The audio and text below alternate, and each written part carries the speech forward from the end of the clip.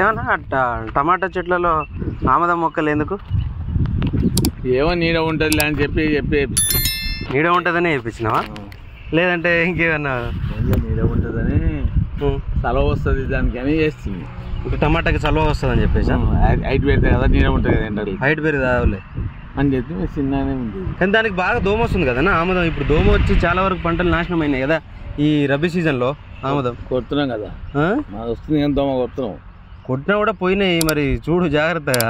ఇవే మళ్ళీ నష్టపోతాయి అంటే దానికి మనం ఊరికే నీడ అని చెప్పేసి ఆలోచిస్తే ఆ దోమ మొత్తం మళ్ళీ అసలు టమాటాకు పట్టుకుంటుంది కదా. ఇప్పుడు దోమ లేదు పోయింది. నువ్వు చూసినా ఆమదం పొలాలు ఎట్లా పోయినాయి అనేది? పోయినా కరెక్టే కానీ ఇది కూడా నీకు ఆకు సందులు ఎట్లా ఉంది.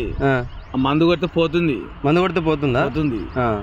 మందు కొడితే పోతుందంటే ఓకేలే. మందు కొడితే పోతుంది. ఉంటే ఇంతవరకు ఉండకుండా కానీ ఈ బాదం చెట్టు కూడా కొద్దిలేసి నలుగే ఉంది. దోమ అయితే ఫుల్ ఉంది.